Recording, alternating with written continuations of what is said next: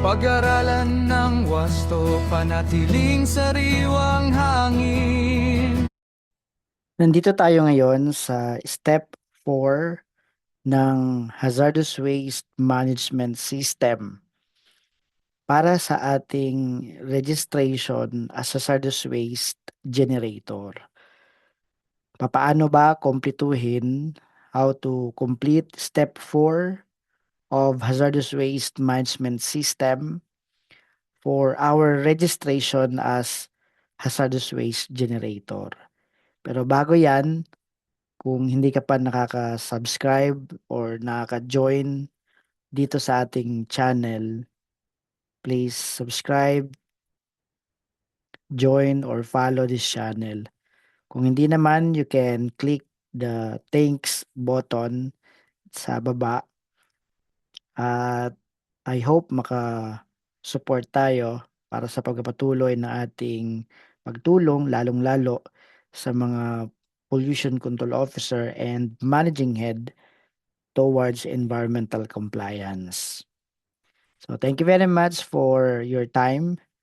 Paano ba i-complete ang step 4? Ano ba ang meron dito sa step 4 ng ating registration as a hazardous waste generator through the hazardous waste management system? Sa step 4, dito ang mga waste na nag-generate natin sa ating facility, dito natin i-declare. So ano ang profile ng iyong actual or potential hazardous waste generated in your facility. At dito, kailangan nating specify ano yung waste na yon, ano ang kanyang nature. Sa nature, kailangan natin pagpilian yung solid, liquid, gas, or sludge. Kailangan din yung type of waste na to, kung ano ang kanyang catalog. Usually yung ating TRIC, meaning toxic, reactive, ignitable, corrosive. Ganon din, kailangan nating ibigay ang description or detail nung waste na yon. At kung ano ang waste management practice. And eventually, ma-accomplish mo lahat ng yan at ma-encode dito sa system. So para makapag-add ng hazardous waste na nag-generate sa ating facility, dito sa hazardous waste profiles at sa kanan meron ditong add more. So kailangan lang natin i-click itong add more para makapag-add ng hazardous waste. So when you click add more, lalabas itong box na to, add waste profile. So halimbawa, meron kang mga empty paint containers. Container previously containing toxic substances, gaya nga ng empty paint containers. Anong waste number ito? Pwede mong tingnan ang table 2.1 ng DENR Administrative Order 2013-22. So kung titingnan mo, pupunta tayo sa DAO 2013-22. Ito yung ating revised procedures and standards for the management of hazardous waste. Punta ka sa table 2.1.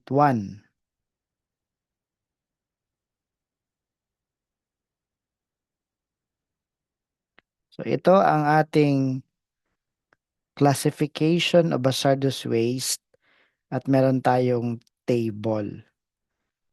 So for a certain hazardous waste, may corresponding yung waste number. Nakikita nyo on the right third column at may kanyang waste classification. So, halimbawa, meron akong empty paint containers as shown on the screen. Ito daw yung mga containers that used to hold hazardous waste and toxic chemical substances. Waste number niya ay J201. So kung meron akong empty paint container, container ng mga dating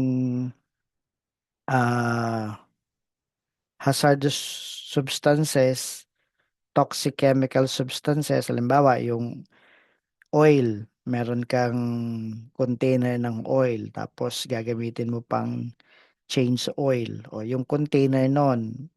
So if a container uh, previously containing toxic chemical substances, J201 daw yon. So halimbawa, meron akong J201, select mo lang yan sa system, J201. And then the nature, pilian natin ang solid o container ito, lalagyan. So we can select solid. Then sa catalog, ang pilian lang natin dito, toxic, corrosive, reactive, ignitable. Ano ba yung container na yon? I think toxic ang pinaka-relevant. After nito, ilalagay natin dito yung waste details. Halimbawa lang, empty paint container. Sample lang naman ito. So kung meron pa kayong ibang product na naging hazardous waste pero ito ay container. Anong container yan? Pwede mong ilagay yung waste details.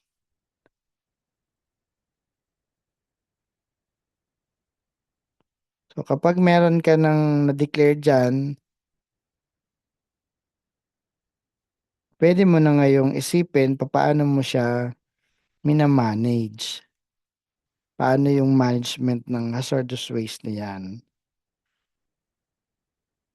Dito sa baba, meron tayong current waste management practice. Although meron kang separate document para dyan, pwedeng ano na lang dito, brief description na lang ng practice mo. Okay? Ang iba, nilalagay na lamang gaya ng sealed drums with proper label and symbol. So, may ganyan na practice. So, after nyan, lalagay naman natin dito sa baba or i-click natin itong add waste profile.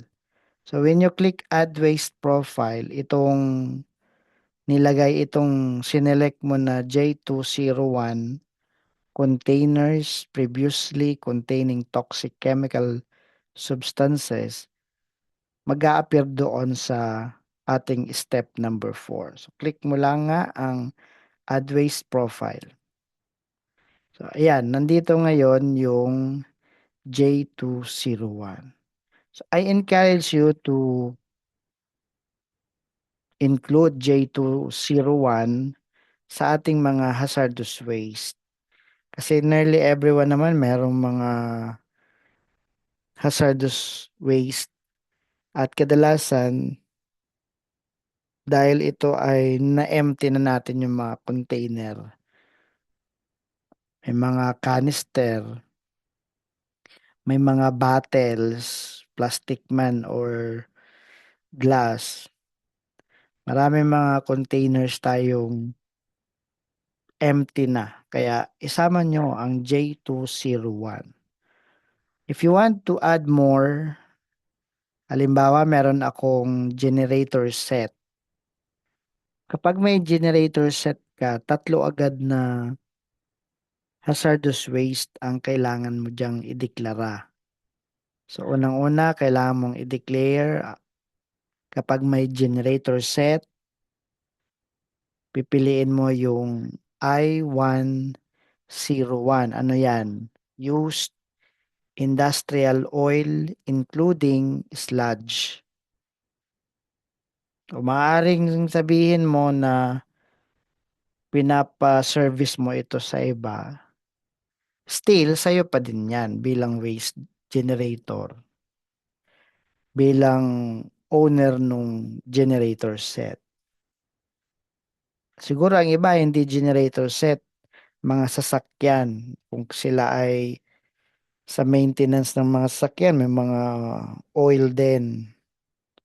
Then dito sa nature, meron tayong pilian nga, solid, o since ito ay oil, liquid ang pipiliin naman natin sa nature. And then sa catalog, pwede natin piliin yung ignitable or toxic. So, piliin natin toxic. Pwede ka naman maglagay pa ignitable. And yung ating waste details, halimbawa, used engine oil. Siguro yung iba motor oil. And then yung current waste management practice, lalagay natin, halimbawa, sealed drums with secondary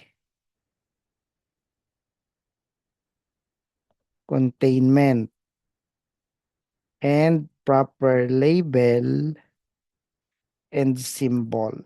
So that's our current waste management practice. And add waste profile. Click mo lang yung add waste profile. So nandyan na ngayon yung waste mo. Ulitin ko, pagka meron kang generator set, dapat meron kang tatlo. Ang isa pa sa I-101, add more ulit ikaw, mag-click ka dito sa add more. And then i-add mo din kasama ng I-101 ang I-104. Ano to? Oil contaminated materials. A classic example nito kung may generator set ka, every time na magpapa-change oil ka niyan, pati yung oil filter nito, papalitan mo din para ma-prevent mo na yung contamination ng bagong oil na inilalagay mo sa system. So, oil contaminated materials. Pati nga yung mga ginagamit mong rags, clothings, gloves na contaminated ng oil, mga sand, lalong-lalo pag may mga oil spill, anumang mga material ito, sama mo dyan sa I-104. Usually ito ay solid. And then yung catalog natin ay toxic. Then, waste details, halimbawa yung oil filter. Ano po? Yung mga rags, contaminated rags, gloves, clothings, etc. And then the current waste management practice, ganun din, sealed drums with proper label and symbol. And finally, add waste profile. So, yan. At meron ka pang isa, yung tinatawag natin na D406, yung ating mga battery. So, ang nature natin ay solid pa din, ang catalog natin ay toxic, at yung waste details, halimbawa, used engine battery. At saka yung current waste management practice, sealed drums with proper label and symbol. And again, click add waste profile. So, nandyan na yung tatlo. Suggestion ko din na i-register mo din ang ating mga electronic and electrical waste. Ang number nito ay M506, Waste Electrical and Electronic Equipment. Waste Electrical and Electronic Equipment, gaya ng ating mga damage na laptop, computer, yan, pati yung mga cords, electrical cords, yung ating mga POS, marami yan, mga electrical and electronic waste. So, hindi mo naman kailangan lahat sambitin dito. Pero kung kaya mong masambit lahat, why not? Sa nature, we can say solid, sa catalog, toxic. And then, ganun pa din, nasa drum pa din, sealed drums with proper label and symbol. So that's it. So that's how we complete step number 4, hazardous waste profile. At kung meron ka pang iba na na-generate dito sa nakapakita natin, just click add more. At once ma-approve ang iyong registration, the same waste profile, itong mga nakalist na hazardous waste mo, ang mag-a-appear sa iyong hazardous waste generator registration certificate. So kaya kailangan mong pag-aralan ano yung mga hazardous waste na nage-generate mo. After nitong madeklara mo yung hazardous waste sa step number 4, ang kasunod na ay step number 5 kung saan mag-upload ka na ng mga required documents. And marami tayong mga sinasubmit sa step number 5 at ang relevant sa step 5 na related pa rin sa step 4, yung ating brief description of existing waste management plan. Kailangan mong ma-indicate doon ang mga hazardous waste na nag-generate mo at paano mo nga minamanage yun. Kung meron ka ditong brief current waste management practice, sa step 5, mag-upload ka ng brief description of existing waste management plan. So, indicate mo doon yung detailed na practice mo for the management of your hazardous waste generated in your facility. So, if you want to know how to prepare the description of existing waste management plan, you can tune doon sa step number 5 sa susunod nating tutorial. Maraming salamat for time listening and I hope you have learned something dito sa step 4 on how to complete step 4. At kung may tanong ka, just type it below and masaya tayong sagutin ang mga katanungan na yan. Thank you for your time at if you want coaching, mentoring, just contact 0998-543-5466. And if you want to attend our basic PCO training, just contact 0998-543-5466. At thank you for your time. Thank you for your support. Sabi ko nga ulit dito sa DAO 2014-02, anong nakalagay dito? Revised Guidelines for PCO Accreditation, Section 10. Sabi dito sa Section 10, Duties and Responsibilities of Accredited PCOs. Anong sinasabi dito? Identify significant environmental aspect, meaning mga activities, and impacts, meaning yung mga effect nung ating activities, and recommend possible mitigating measures in the formulation or preparation and or review of the environmental management plan and contingency plan. So kung meron kang mga hazardous waste na na-generate base sa inyong mga activities sa inyong facility, dapat makapag-recommend ka ng mitigating measure. Especially the formulation or preparation of an environmental management plan.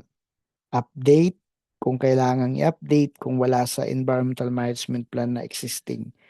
At ganoon din sa contingency plan in case na nagkaroon tayo ng environmental incident involving hazardous waste, dapat nagre-reflect din ito sa ating contingency plan. Bilang PCO, it's our duty to prevent pollution, kaya dapat mag-recommend tayo sa managing head ng mitigating measures.